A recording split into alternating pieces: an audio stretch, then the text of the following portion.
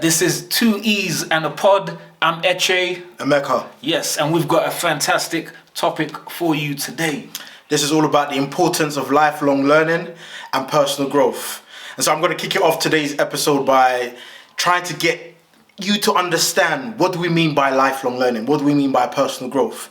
And I'll start off with my brother in terms of the example of the fact that we're here and then he's on camera in terms of speaking, the boldness, and just being able to, even his progression in terms of within his career, all right, from where he started, but he's been intelligent right from day one. Like, he's the type of person, when we were younger, it's like A's and B's were just there. Like, whereas I felt like I needed to study for days, months, and so on and so forth. But for him, it was that natural intelligence. Obviously, he had the hard work there as well. But it's like, okay, there was a social element. There was a personal growth there that needed to be cultivated. And sometimes that has to come from within. And so what we wanted to discuss today is, for instance, Eche's journey in terms of his personal growth to how we're now able to stand here today, and for him to be on the camera, for him to be an excellent public speaker, for him to be a teacher teaching the next generation in terms of not just their academic qualifications, but you know, when you're a teacher, it's not just about what you're teaching the students in terms of that piece of paper they get at the end. Some of the most valuable things are this personal growth, these life lessons that comes with it. And I think for me, the best teachers are the type of teachers that can do both, who can help you excel academically, whether you're doing a vocational course or not, and who can also help you navigate this thing we call life, you know, and some of the things that we call in the hidden curriculum, and can help you analyze and debunk some of those things. Well, let's hear from the man himself in terms of his personal growth, and then I'll chip in when I can. Right. So I think he hasn't really painted the picture enough. Like, so for every young person watching this saying that, okay, I'm shy. Listen, I will tell you, I was the shyest person in the borough of Hackney. Right? People didn't believe that he had a younger brother. They would hear, word on the street is Emeka has a younger brother. Is it true? We haven't seen him. Where is he? Right? I'm talking about painfully shy. Right? Painfully shy. Okay? So from being painfully shy to now being in front of a camera, and I'll tell you, this journey of personal growth has been so important, because one thing in this life that I'll tell you is, like, one of the most powerful things that I've learned is, like, the power of not caring what people think. That literally crippled me for the majority of my life. It's the reason why I didn't put my hand up in the class when I wanted to contribute the answer, because I'm fearing what people would think about me, right? So this journey of personal growth from painfully shy to now, listen, I'm ready to articulate my opinions and stand by it. If people don't like it, that is fine, right? But it's been a difficult journey. It's been a difficult journey, and one of the things that I would like to convey that I've learned over this aspect is this thing we call our personality. There are aspects of our personality that are more set in stone, right, for lack of a better word, but ultimately personality isn't permanent, right? Ultimately personality isn't permanent. To an extent, to a degree, things are malleable, things are changeable. And I feel like that it's important the way we use words. Especially as teachers, it's taught me the power of words. There's teachers that have condemned students to McDonald's, but you'll be working in McDonald's, you will not amount to whatever. Like, words are powerful, right? And the words that we use, the language that we use is pivotal if we're serious about personal growth. So the way I would flip that is, if someone says I'm shy, then my response would be like, don't end the sentence there, because that's almost confining yourself to that shyness. Okay, you're shy right now. Right now you're shy, right? But that suggests that, okay, there's room for you to do something about that. But if you just say, I'm shy, then you're condemning yourself to this aspect of your personality, which it sounds like you're not happy with. It's that growth mindset, and it's what I say to the students. For instance, just a classic line, students will say something like, oh, sir, I can't do this. And I'm like, there's one word that's missing. One important word that's missing, yet. You can't do this yet. And that's why I'm here, to help you find out your resolve. How can we help you get to the point of you figuring it out? All right, how do we now position you from where you are now, which is I don't get it. Yeah. All right, but help you understand.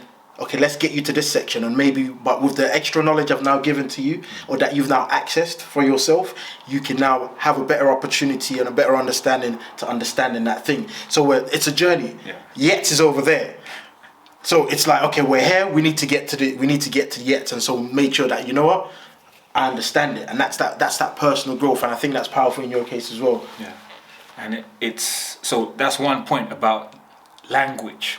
But then another thing which is part of it as well is that level of discipline and determination, right? You have to be committed to this, and then furthermore, you have to be able to sacrifice. You have to be able to sacrifice certain things, right? You have to be able to sacrifice certain things in this journey of lifelong learning and personal growth. There's so, especially in this age that we're in, think about this logically. In terms of distractions, the distraction opportunity is infinite. There is something to distract you at every given moment. There's an application wanting your attention, right? 24/7 notifications are blasting left, right, and center, right? So it's important to actually really commit to this aspect of lifelong learning. And one of the reasons why I'm where I am is because I listened to and read a lot of books, just read and consumed a lot of information. It got to a point whereby I was heavy on the fiction, I was the TV show guy, you know. Yeah. I love my fiction, I love I love The Wire, The Sopranos, this, but it got to a point whereby I'm less interested in stories now. I'm like, listen, I want to know about the world, about the mind, about myself, right? That became something that was very important to me.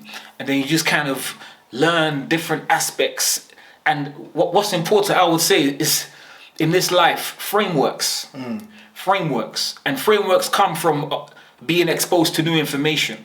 Because without a framework, you just can't really make sense of certain things. But when you get the framework, it's like putting on a new set of glasses. You see it from a different angle. It's like, oh, that's what this thing means. I couldn't really capture that before, but now I have the language to articulate that. So it's important to expose yourself to different frameworks and ideas, okay? And then if you're committed to this aspect of personal growth, then maybe that progress can come. And as you said, it's a lifelong process. Okay? Yeah. So it's not just, okay, your education stops in the classroom once you leave the classroom. Yeah. Let me give them a nugget, because you mentioned something important there in terms of personal growth, that lifelong learning, which means beyond where you have your traditional sit down in a classroom and this is your curriculum and your teacher's teaching you. That lifelong learning might be you taking on learning yourself and trying to learn new things. You mentioned something important in terms of reading. You started reading. There was one point where I was speaking to Echan and he was reading this book that was like this. And I think at the end of that week, he said, I've finished that book and another book as well. Let the people know he taught himself how to speed read. All right, so we've gone from just reading to the fact that, you know what, there's so much knowledge out there. He had to now make sure that he was going through these books a lot quicker. That's another growth within itself, and the fact that he was able to take on more information more quickly and just talk. I think people need to know how you went about doing that, because again, these things are self-taught, and then you was self-motivated to personally push yourself that a bit further. Yeah, I think it's you know what, that's an interesting anecdote, and it's, to an extent, it's an indictment on society, because our society is like, listen, I want more. And even me looking back, I wanted more. Like, there wasn't enough time. I needed to get the information now, right? So I did, okay, like, I'm not reading fast enough. Let me look into this speed reading situation. And it was basically, I'm just trying to, I'm in love with this process of learning. And now that I'm out of school, I define my own curriculum, and I can go down the avenues that interest me with as much vigor as I want. And I was laser focused. I wanted to really get to the heart of certain topics, certain matters. And the speed reading seemed to be an avenue to get me there, right? But I think now, less so emphasis on speed reading, but to be fair, I've kind of transitioned to the audiobook. I do love myself a cheeky audiobook, and I'll crank it up maybe 1.5, 2 times speed. So speed listening.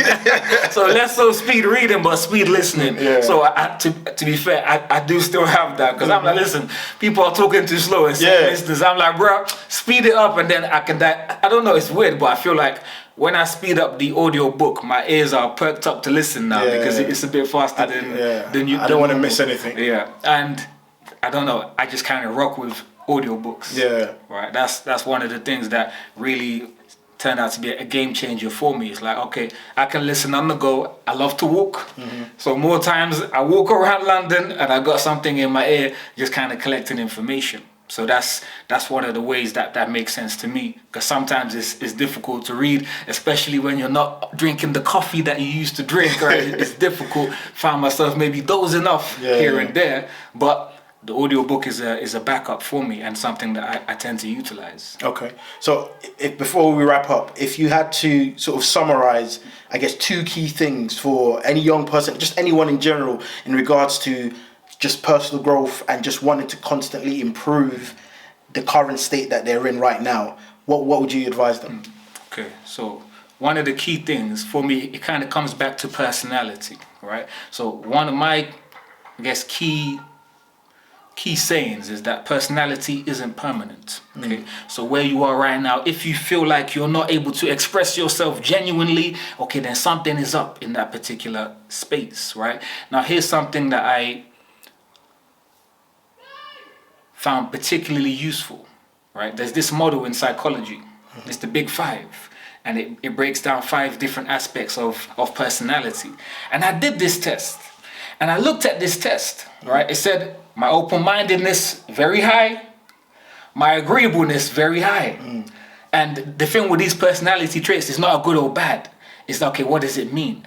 If you're too agreeable, people can take advantage of you, and people have done that. So it's also at the same time learning to work with these different aspects of one's personality. Being open-minded has gotten me into certain crazy thought patterns, but at the same time it's pulled me out of those very same thought patterns. So it's actually getting to understand who you are and realizing that, okay, if there's certain aspects of myself that I am not necessarily happy with, that it's not set in stone, that these things can be changed, and the more that you understand yourself, right, the freer you can be to be the true essence of yourself. And I feel like if you can get to that space whereby you can genuinely say, I don't care what people think about me, I'm telling you, your life will change, because I feel like slowly but surely I've reached, I don't know if I've reached that point yet, but I'm definitely much closer than I was 10 years ago, and I can now articulate my opinion and just be myself in different spaces.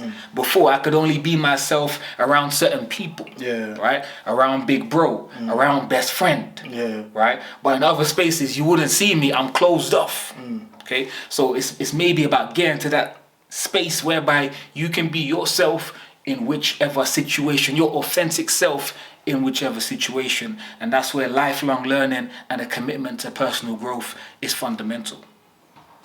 That's it for me, man. Yeah. You know, I think this topic is, like, we can't cover the whole thing in one episode. Like, we're going to keep revisiting it at different points in time. So, but yeah, we just wanted to introduce the fact that this is something that we constantly think about, something that we're constantly talking about. Because for me, I guess I'll leave you with this quote, and it's my quote of the year. It says, humility, all right, with humility, it allows us to ask one question, especially if you're with a team or whether you're by yourself, all right? And that question is, how can we do this better? Or how can I do this better? And that's to constantly improve on who you are, that personality, and everything else that you're trying to achieve as well. I'm out. That's it. See you next time, folks. Too easy to pod. Gone.